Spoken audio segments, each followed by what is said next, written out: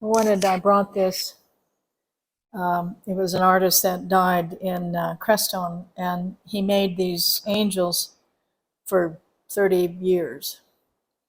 But again, it was such a beautiful representation of what I've been speaking of, that dark, and then the points of light that start to come out, the round, you see them as halos, the heart, and they were really an eccentric couple, both of them artists, and had the most beautiful sacred garden I've ever been in.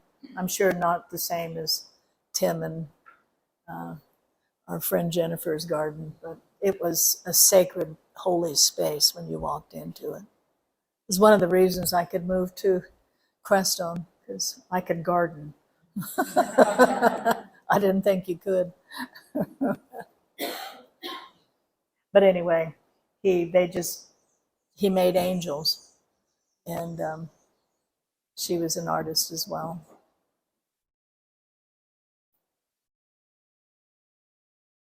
There was a beautiful children's book. I was doing a retreat in Bend, Oregon, and out in the country somewhere, I don't remember. And this woman had this whole library of books, and there was this children's books, and all of the illustrations of the children were these images that looked like a child, clothing and all that, but all the interior was black with this sort of quality like this. And I thought, boy, that artist knew, what we fundamentally are, and yet it's very rarely ever depicted, right? How do you depict emptiness? So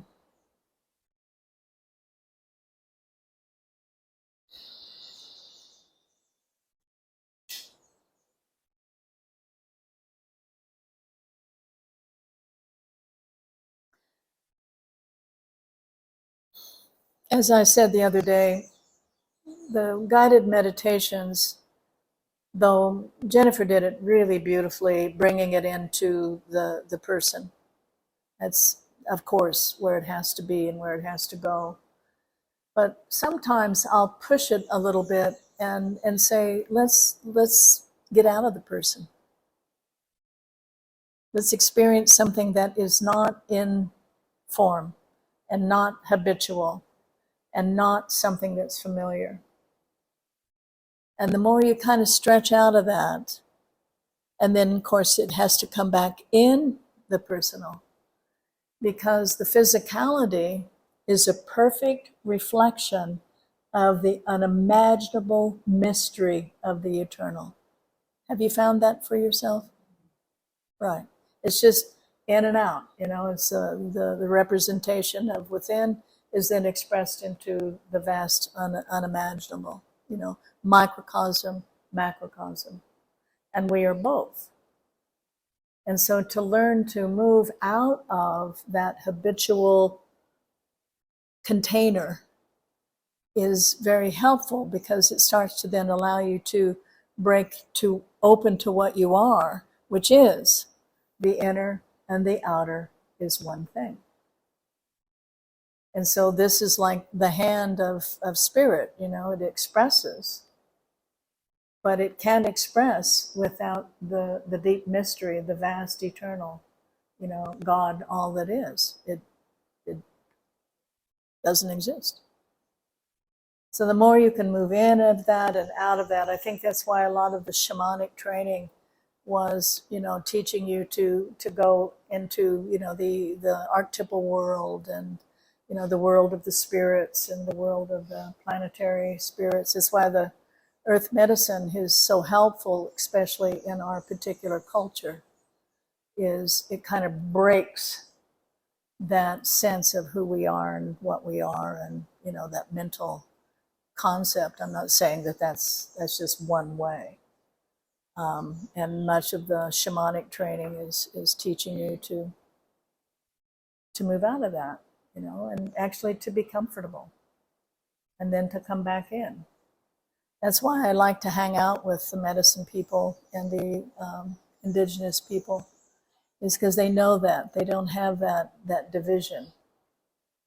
And it's just as natural and at home in the vast, dimensions of life as it is, sitting and having a cup of coffee and talking with your relatives. It's no difference. I'm an avid reader, and I love Latin American literature, because they move into the dream world, into the archetypal world, and the ghost world, and the dogs that speak, and birds that whisper in your ear equally. All right, it's pretty cool, really. So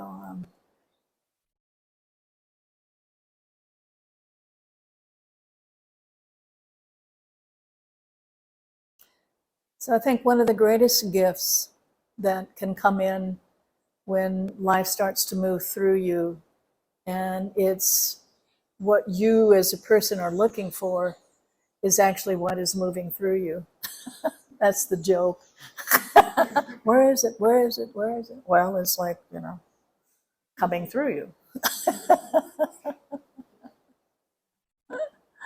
Some of us, it just took a long time to figure that out. But the intimacy was missing in a lot of practices and meditation practices and a lot of the teachings. It didn't feel intimate. And I remember going through a phase where I thought, I kind of miss a personal deity. I thought, I'd like to talk to somebody, or have that feeling of intimacy and companionship.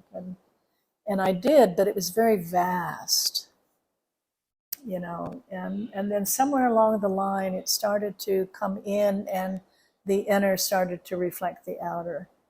And the inner was that deep sense of ground and the arising of love and the creatrix. It was all happening in the cells of my body. You get that? It's more intimate than your breath. In fact, it gives you life and activates the breath. So that sense of ease, that sense of intimacy, that sense of support, it makes all the difference in the world. It isn't like you're getting it and not getting it, and you're too busy and so you can't be spiritual, and then you have to go to a retreat so you can get out of your busy life, and there are all these divisions and categories, and you begin to see that that's impossible. It doesn't exist, it's all here. And so this coming back and leaning in and resting deeply into what we all arise from is this delicious intimacy, sweet, content, nourishment. Now, who doesn't want that? Right?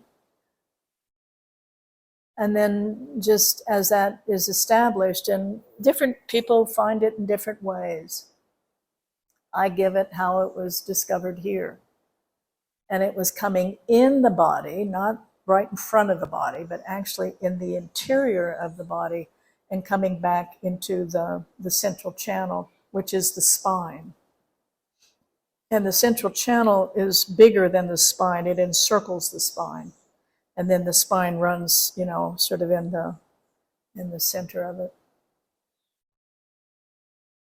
And if you pay attention, just bringing the attention back and down and in, the muscles that are trying to hold up the back, the hips around the kidneys, the muscles that kind of hold the neck up, just instantly, they all let go and relax and drop.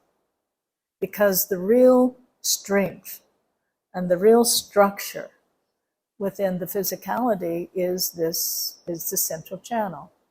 Just like when Tim was seeing the vertical, which is the root, the horizontal, which is love and the creatrix, and then the center, which is the Christ. It's love. It's the totality awake.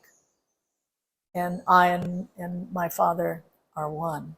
That's why it's such a profound symbol for so many traditions and cultures. It's the actuality.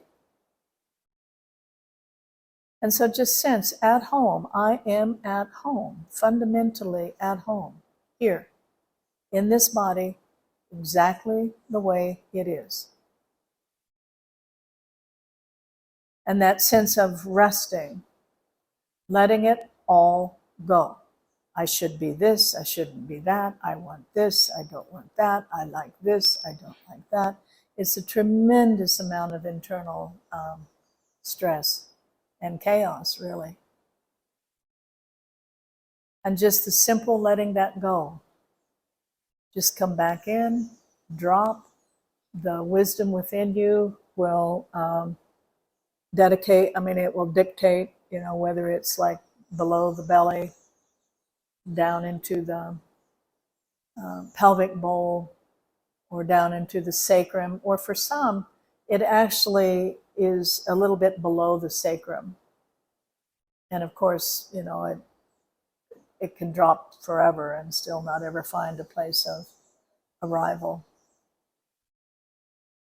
And the paradox is the more there's a dropping and an opening and relaxing, the more it seems to come up and support you at the same time. So just don't think about it, just sort of experience it. And it will reveal this support. And yes, it can, it isn't like you congeal or conceptualize something. If it wants to keep dropping, just let it drop. It's just coming back to the home ground, literally, is what it's doing.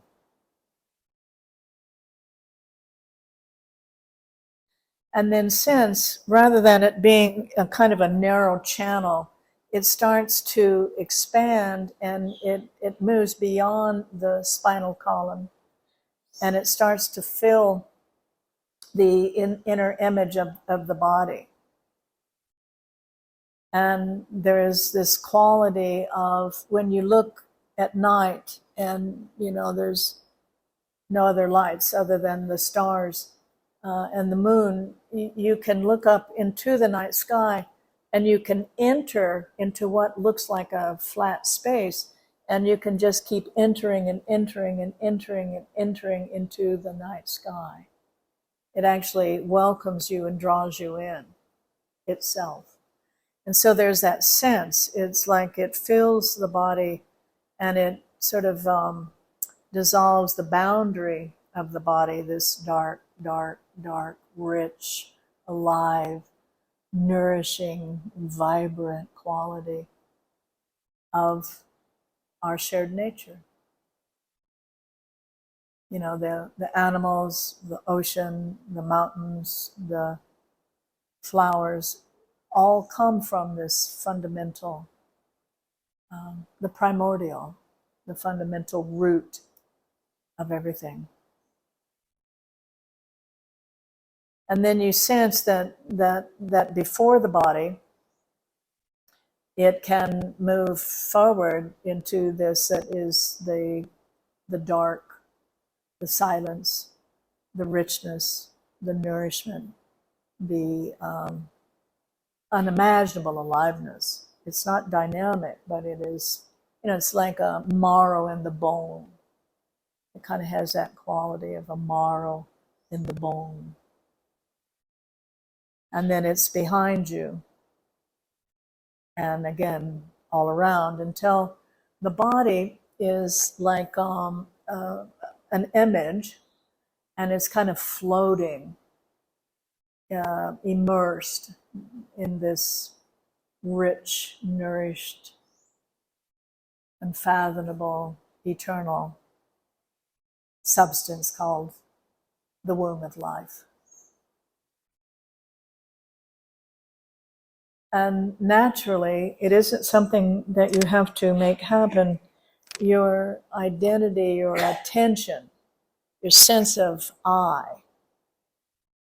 it opens and expands out of the interior of the head, or somewhere right in front of the forehead. That's where the me is established. It kind of opens, and the spaciousness, it begins to encircle the body all the way through the body, above, below, until the body and the sense of I is the actual surrounding and the interior of the body. So you become the field of silence rather than the separate identity that you've become so familiar with as identifying yourself as. And when that shift happens, and if you just relax, it happens automatically. There's a sense of like, oh, this is kind of floated in and out of my attention ever since I've had memories.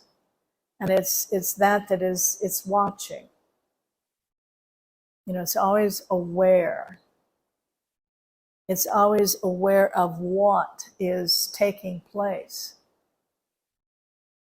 And it also, if you can just relax into it as your identity, as the identity, then you can tune into the qualities. And the qualities, they simply it does not judge. It doesn't have the capability of judging.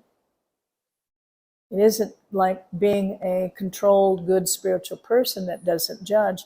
This that you are, this quality of mystery and vastness and nourishment and richness, and always present, always consistent, always there. It doesn't have the capability of judging. There may be discernment because its actuality is harmony. So it reharmonizes the life. Rather than going, well, I need to work on this, and I need to get rid of this, and I have to stop this, and I can't do that habit, and all of that.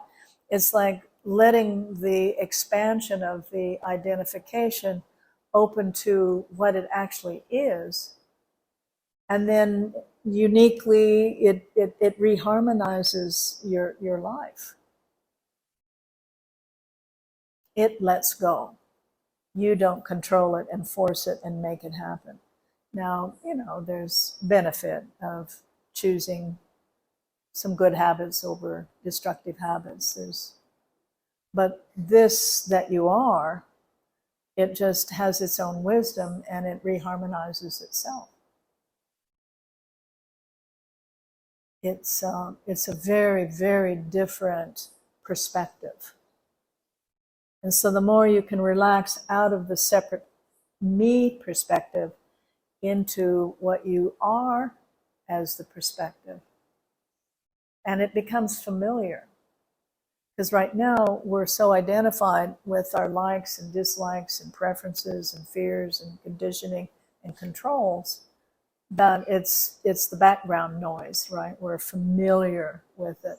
And when you open to what is all the way through and all the way around and beyond and beyond and beyond, it has its own perspective and it becomes familiar. It becomes intimate. And you start to realize, instead of this judgment that you just automatically would have made, it is coming from a very different perspective, and it sees the experience in its own way. And the more it's open to itself, the more it refers to itself, the more it just begins to totally lead the life. And for a while, it can be helpful to, which perspective is this? What's actually happening here? deep-seated pain and comparison and judgment is coming up. And so, one step back, and then maybe 2 steps back, and start to say, well, what is that that's judging and beating up and comparing? And what is that? And by asking that simple question, you're bringing yourself back to the perspective of what you are. And it just becomes, now this is familiar. And because it's the truth, it gains a tremendous amount of power very quickly. And then it can see the false self and the habitual self. And just the seeing it starts to unravel and dissolve. You really don't have to do anything about it.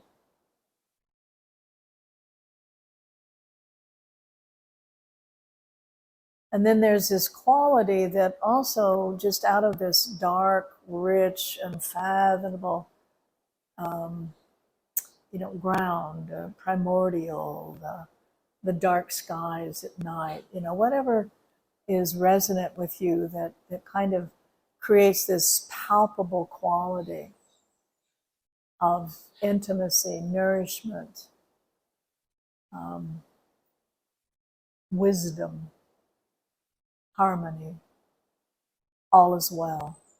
It is so fundamentally well. It is so unimaginably well. It can't even really be described. It's just the actuality of who you are.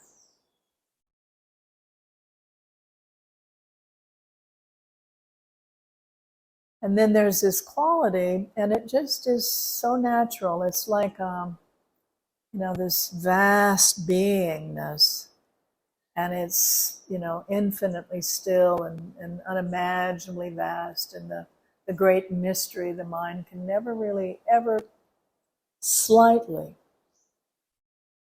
become aware of it. It's an impossibility for the mind to conceive of what the actuality of who you are really is.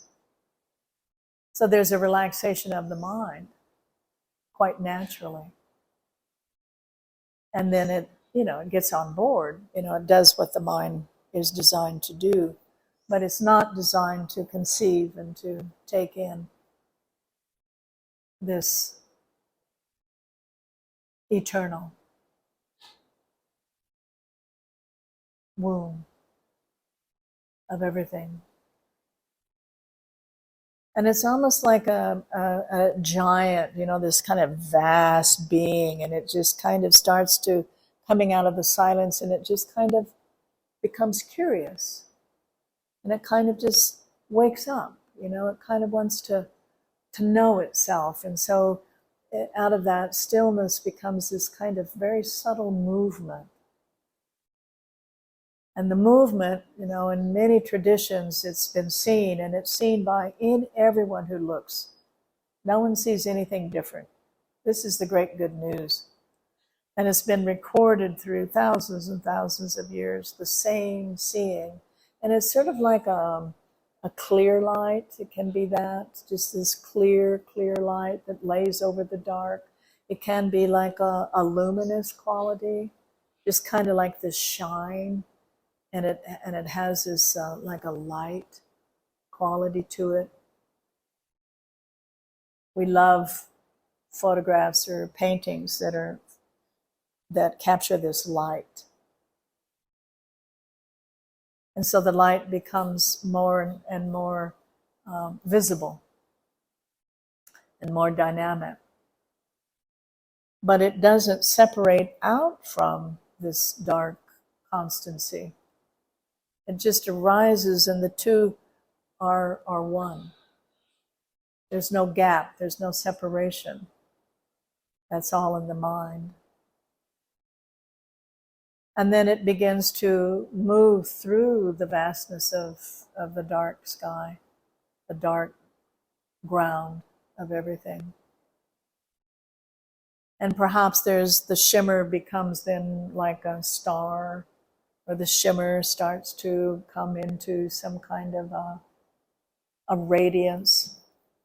And then the radiance, according to nature, becomes a flower. It becomes a bird.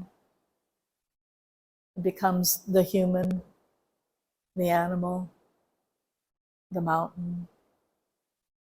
And it's all this vast, dark, unimaginable, infinite nourishment and being. And then it just begins to recreate itself from light, from the radiance, from the great cosmic mother, from all that is, the great being. It's very helpful to find this sacredness, a name that works for you. The great creatrix, God, all that is.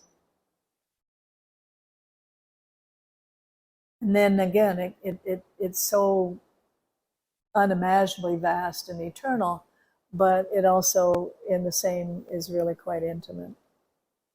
It's quite present for you. That's why when the pointers of the teachings will say, in presence. So the in presence comes out of the unformed into the form. And the form is light-filled and radiant.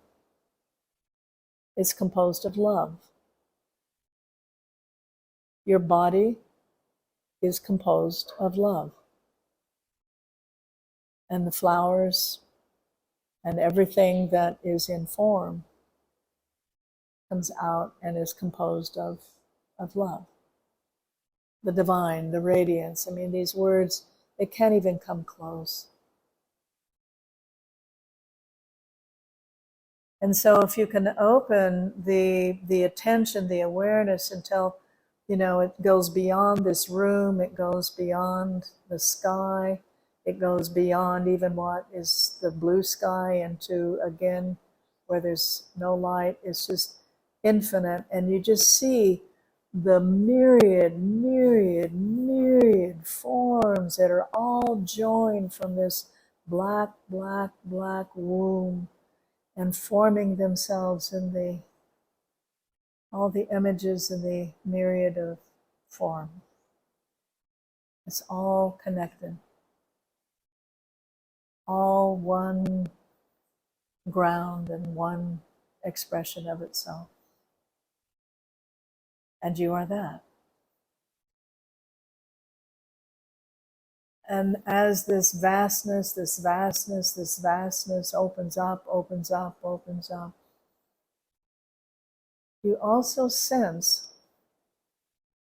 the sacredness, the preciousness, the unimaginable gift of this human body.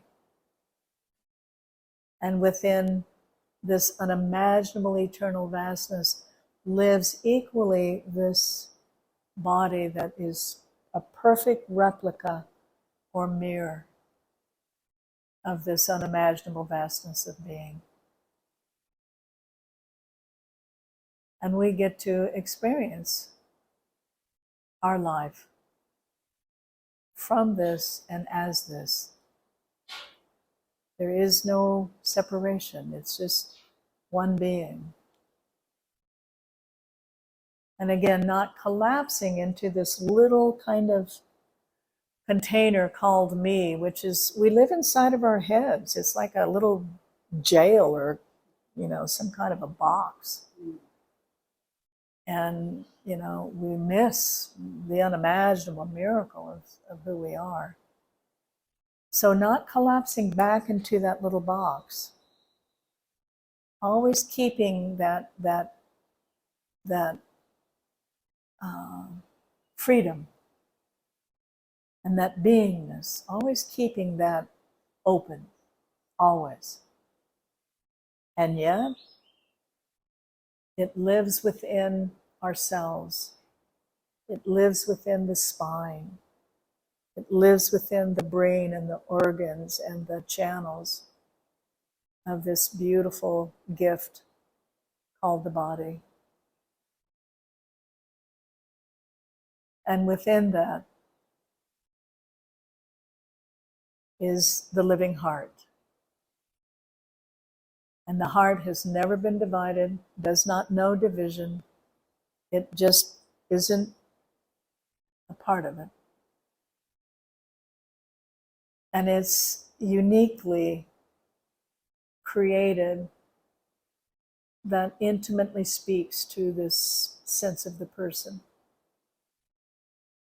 You know, it's called the Sacred Heart. And the Sacred Heart for some is, you know, that image of the heart that is seen with Jesus, you know, where it was just sort of this bleeding in compassion for all beings. For others, it maybe is this gorgeous and imaginable rose in the center of the chest. It can be a cavern, a particular color, a golden radiance, a magenta rose. You know, it's all created through karma and what uniquely is meaningful for this life, this incarnation, this experience of itself. So it's both the infinite, the vastness, the macrocosm, and then it comes back into, again, this amazing, intimate presence. So find that, what really speaks to you, what shows up, what, you know, it's the Sacred Heart. And it lives within each and every physical body and life. And it informs, it guides, it directs, it permeates density. It's the burning fire that dissolves all that it's not. It's the interconnectedness. It's how we relate to one another and to all of creation. And yet, it is not contained. It doesn't exclude the vastness of being. And both are held and experienced simultaneously. And then the truth, there is nobody, there is no location, there is no position. And yet, there's this beautiful individual heart that dances and expresses and is uniquely who it is. Just like the rose cannot compare itself to the sunflower. And yet, it's empty of the separation. One's better, one's less. One's this, one's that. It's empty of that. It's just filled with itself.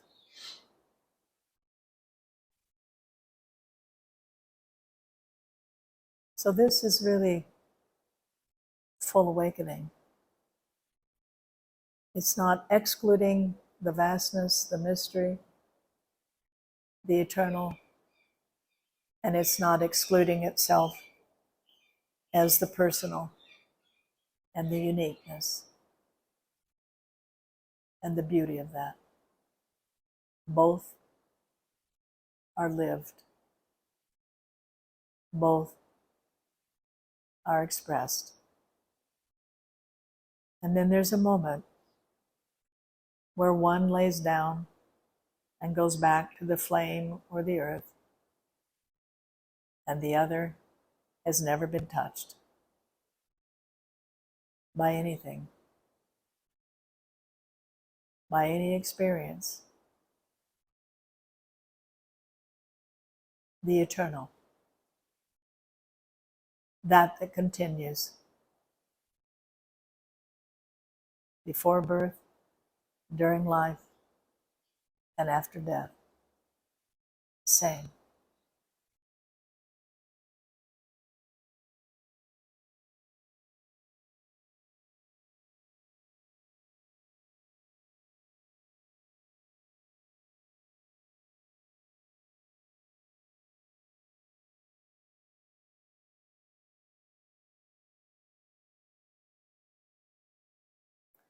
The mind cannot do this, but you and your nature, it's a matter of letting go,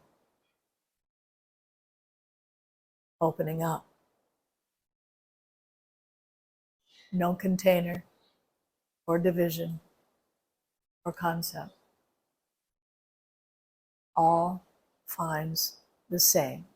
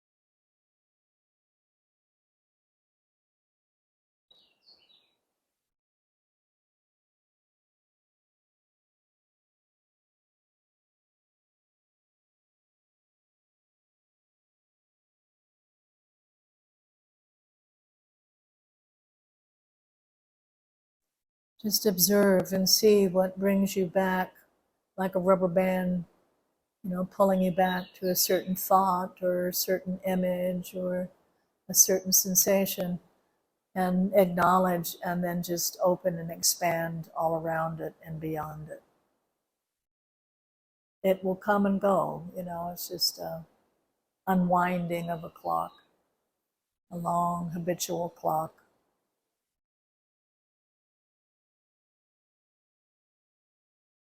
And the more it just is expanded, the more it dissolves, the more that rubber band it either doesn't happen anymore, or it's just a subtle closing and opening. It doesn't have an impact or bring you into an identity.